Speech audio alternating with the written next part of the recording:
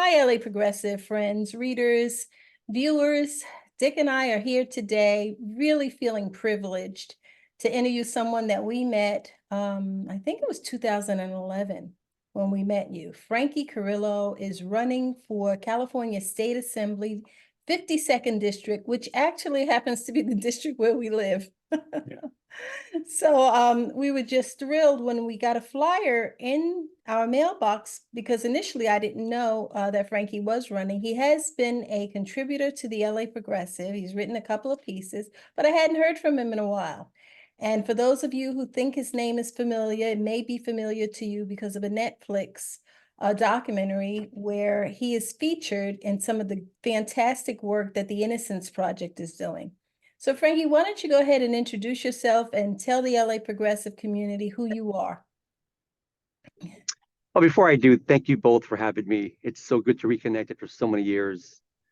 And so, I'm privileged to be able to be in a position to be of service. The way I see this role of the candidacy of 8052. So my story in a nutshell is I'm a native Angelino. My birthday is next month. I'll be 50 years old. So I was born 50 years ago here in General Hospital.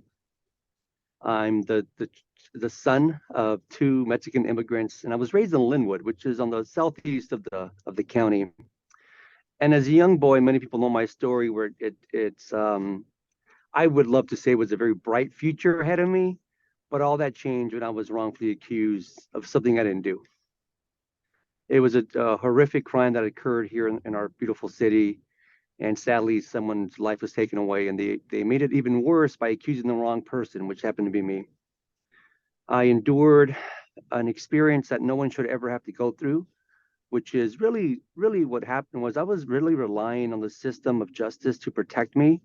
And sadly, it failed me. And I lived the next 20 years of my life behind bars, knowing that this can be corrected, knowing that good people were out there.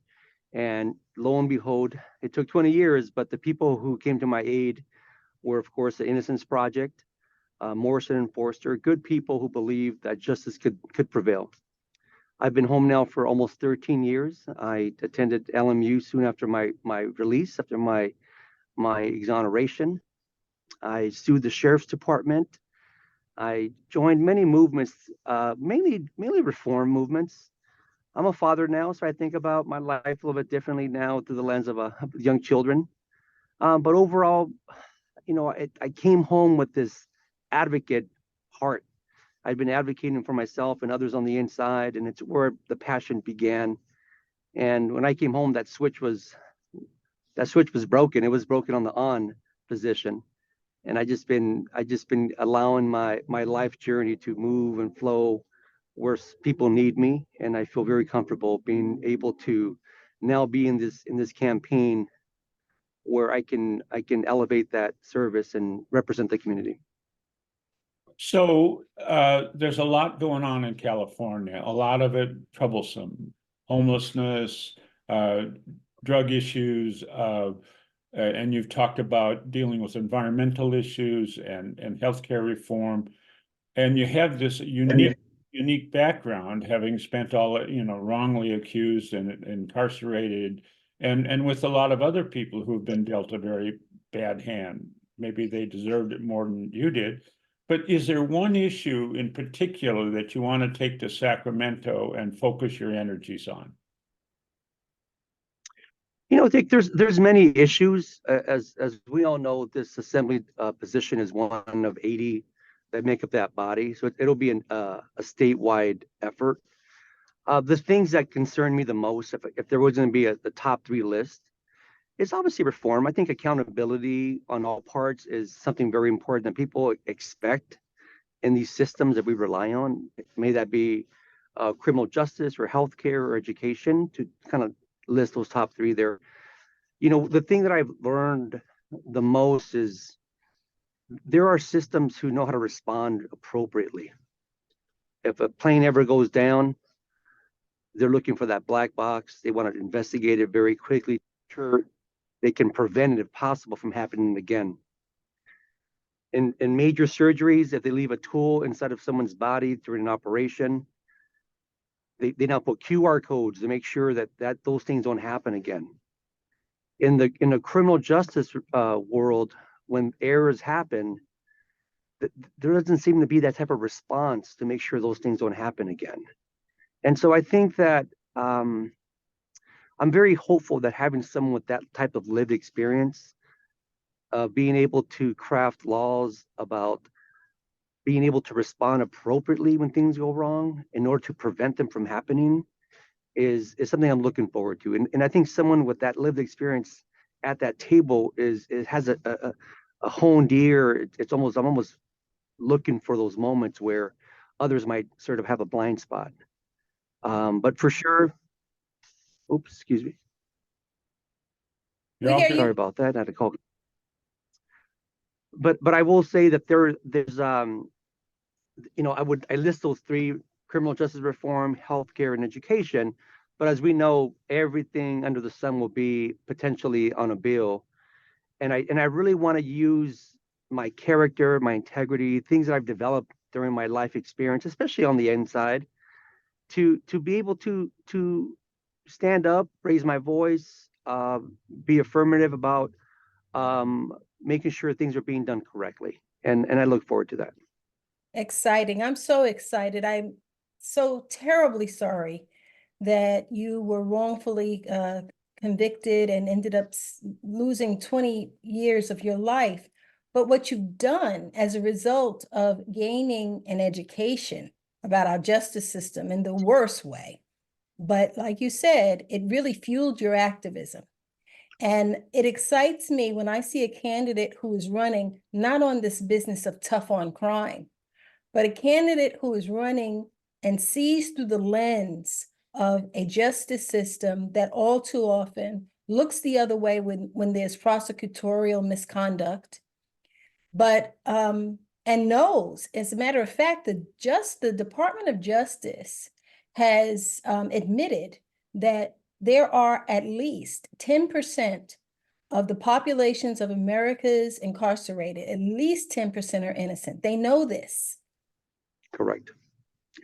So, Yeah. go ahead, speak, please, go ahead. No, forgive me for cutting you off, but I am reminded of not only those who have been wrongfully convicted, but also of those who have been entrapped into taking deals that seem like deals, but can be a web of problems soon after the deal sort of subsides, and you realize that that it was an empty box. There was no deal. There was nothing to gain from that. And it really destroys people's lives. And it's not only the person who's at the center of it, but these folks have families, they have children, they have dreams, they're members of the community. And I think about the ripple effect about how we might, as a society, think that's the only person suffering, or that's the only person who might be affected, but we're all affected. And one of the things that have been pushing for a while, and I'm using my candidacy as a way of extending that, is there's a lot of focus on sometimes the attorney, the judge, the DA being overzealous. But I want to remind people that we can't forget the jurors. Folks like you and I get that envelope in the mail to do our civic duty and to show up and listen and to process and to not be judgmental and not bring our prejudices to the courtroom and be stewards of our duty to be in this role of honor, being a juror. And sometimes people take that very lightly and they don't take it seriously. And I talk about campaigns sort of being like a jury process. The voter for me is a juror, and a juror is a voter. Right now there are many races throughout the country, specifically here in Los Angeles, that people have to decide who they vote for. And I would love for every potential possible voter to just exercise their right. But also, when I think about the juror, I think about people having to make sure they take that very seriously, right? So I think it's a very unique situation to think about it that way, and to be able to remind people of the importance of your civic duty brings me a lot of joy. So I was involved for a long time in a halfway house for alcoholics and addicts, and a fair number of the guys, or the majority of them, had been to prison. And what they told me was that a lot of guys behind bars, or at least some guys behind bars, don't have the will to live and kind of give up. And they said one of the keys for them was maintaining some kind of contact with the outside world. And your story is that we know and that we saw in the recent film. I mean, yes, the Innocence Project rode to the rescue, and the law firm rode to the rescue 20 years down the road. How did you maintain yourself being locked up as a teenager and all the prime years of your life, and you were looking at many more years? Was there something about your family or your spiritual, how did you survive? That's a great question, Dick. I tell people, and I'll share it with you today, and it's something that I'll never forget. But when I was a young boy, there was a Pledge of Allegiance in our classroom, and as a boy, you just were default had to participate, and you put your hand over your heart. But I was listening after doing it day after day. It sinks in, and then you remember, as I did when I was in this now very legal setting, the courtroom. The only thing legal that I knew at that young age that sounded to be legal language was the Pledge of Allegiance in some bizarre way. The word justice is towards the end of it.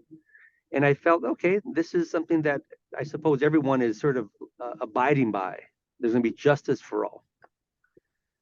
That coupled with my dad's advice as a young boy, my dad was born in the 30s. He was an older father. And when I was coming of age, he was in his 50s already.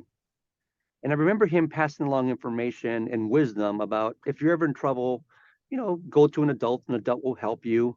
Don't be afraid to ask for help. Just really basic information a father would pass down to his child.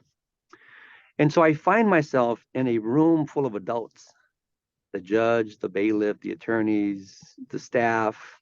And I felt that I was in a safe spot. I thought, these are the people that I had been relying on by default, that they would take care of me. And we all know that that's not what happened. But even though I was let down, I still believe that there was good people out there. I believe that the spirit of those my father had instilled in me were somewhere. They're out there somewhere. And I realized that I needed to not only not give up, but I needed to fight my legal battle, but also fight the battle on the inside that is very, I'll say it this way. That system is designed to break you down and steal your spirit, take away your identity, cause you to lose all hope in yourself and in your future. So that's a bigger battle that I felt I needed to overcome before even tackling my legal battle. And so there's all these sort of forces to be that were preventing me from ever being out. And you're right, Dick, I would have still been in prison today if this wouldn't have gotten cleared up. So I think the hope and the belief that people were living up to their adult responsibilities and being good people, knowing that, here I am, someone who is in need, someone who needs the help of others, was something that really helped me as like a life jacket. And there was many men in prison. Majority were men. It was all male institutions where I was at, who became surrogate uncles and advisors and wise men who had maybe were never fathers, but they sort of fathered me by giving me advice. Now they were never going to have a chance to be free ever again, so they saw me as someone they can pass down their knowledge, their wisdom, their hopes onto me. Yeah. So. Wow, that's so amazing. I just want to remind people that we're talking to Frankie Carrillo, who was falsely accused and wrongfully convicted of a crime that he did not do when he was 16 years old and ended up serving 20 years. After you got out, you said LMU. And I'm going to ask you, my son also went to LMU, and I interviewed him yesterday, and he said he went to LMU. I said, will you tell the people, what does LMU mean? What does that stand for? So Loyola Marymount University is a Jesuit private university here in our beautiful city, and I was honored to go there. I will say that, you know, after 20 years in prison, to then volunteer your next 4 years to an institution, I kind of felt that I extended my incarceral from 20 to 24, because at times it felt like that, right? But I think it was one of the best decisions I could have made in my life, to be surrounded with positivity, folks who were hungry for to learn and to envision their future, and the professors and the campus. To go from one extreme to another was really good for me. And I think the Jesuits instilled this value about being of service, and I took that very seriously. That is so So fantastic. about your campaign, where are you finding support? Who's rallying behind you? What's your prognosis? What do you think your chances are? I think my chances are good. I think my chances are that I will move into the general election. There's 10 of us in the race now. Folks, I think folks who are coming to support me, I suppose, endorse me. Our city councilwoman Hernandez, honored to have her support. Yeah. I have our Latino national leader, Pete Aguilar, Tony Cardenas, two congressional members, our former DA, Gil Garcetti. And I'll tell you why that's important for me. So Gil Garcetti is now retired, but Gil Garcetti was the DA when I was convicted. And Gil has become a good friend of mine, and he's a reformer, and folks might think, the DA is supporting you, but this is an amazing gentleman who sees he and I have built bridges together, and it means a lot to me that someone like that can support me, along with George Gascon, who's our DA now. I want to be someone who can build bridges, can bring groups together who typically don't come together. And I'm a dad. I'm the only father in the race. I have two small children, elementary. They go here at LAUSD, and I think that we haven't had a dad or a parent in this role for many years. We've had, I think our Congress member now might have a young infant, or locally, but I think overall, the spirit of a parent. I think about my father a lot, and I reference him a lot. So I see myself as a parent first and foremost, and it puts me in a very protective mode, a very futuristic, and making sure things are okay. And I like to lead that way. So it's I'm really I'm really excited about the campaign. March 5th, as we all know, is election night, but we can all vote now, and I'm excited to move forward. So I'd like to close with talking, when you talked about you being a parent, I want to close by talking a little bit about your dad, who I'm sure is just very proud of you. And you've had so many experiences over these past 30 years that have enlightened you and really positioned you as a progressive candidate. And one of those is healthcare. And I want you to talk about that in relationship to your father. Well, thank you for allowing me to bring my dad up and talk about him. So my father was born in 1937, and he came here to Los Angeles in the late 60s. And my dad, like many folks, had the cultural belief that you don't go to the hospital, you don't get your checkup. It's an unfortunate way to sort of start this, but as time went on, it got better, and he starts seeing the doctor regularly. But at some point, he got sick, and my dad had to resort to going down to Tijuana for healthcare. And there was a botch operation because he didn't have insurance. And then prior to that, he was working in a factory where he hurt his back, and he was laid off, and he was a part of a union. And so he was the kind of guy who maybe didn't complain, but his body he couldn't control the pain anymore. And so he was really unfortunately in a very um,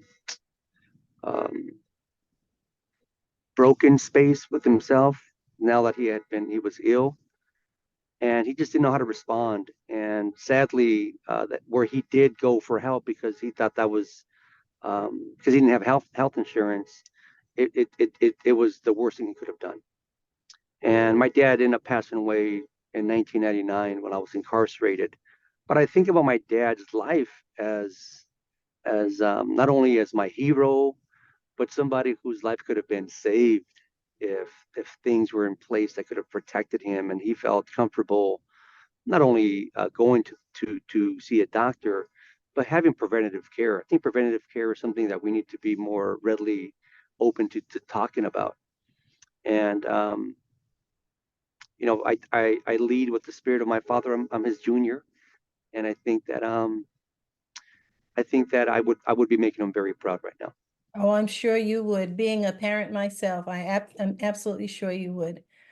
Well, Frankie Carrillo, the LA Progressive wholeheartedly endorses your campaign. We wish you the best. Hey, I need a lawn sign. I know you're out delivering them. I see you're in your car. So I am. we could use one. So how do people sign up to help you out? Where's your website? Yep. So you can go to frankiecarrillo.com. There's a number of information there. There's ways you can sign up to volunteer, Canvas, phone bank, help me, get these signs out. But I think really, I think I of all people know that you can't do anything that's worth much of anything else by yourself. You need to get people together and bring people with you in this journey. And I am just so grateful to have both of you now be part of this journey with me, and folks who really understand the importance of an inclusive body of people. This would be the first time in our state that we would have the opportunity to elect someone who has my type of life story. That has never happened on a state level. It would change, and it would have a ripple effect about people who maybe don't feel that they're on the inside. When they see their representative being someone with my journey, who was able to endure and survive and be hopeful on the outside and still believe, I know that will inspire others to also believe in themselves and in our process and our government. And to have someone, that being me, represent the community is just a privilege. So thank you both so much. Thank you, Frankie. We wish you the Wonderful. best. And we look forward to putting on a meet and greet with you in the near future. That's right. We need people to go to frankiecarrillo.com and to definitely donate. So Absolutely. Thank you. So long. Thank you for sticking around. If you like the LA Progressive content and the discussions we have here, please consider clicking the subscribe button below, and also give us a thumbs up. That helps to grow our audience by feeding the algorithm, which helps to get this content in front of more eyes. Thanks for stopping by. We really appreciate your support.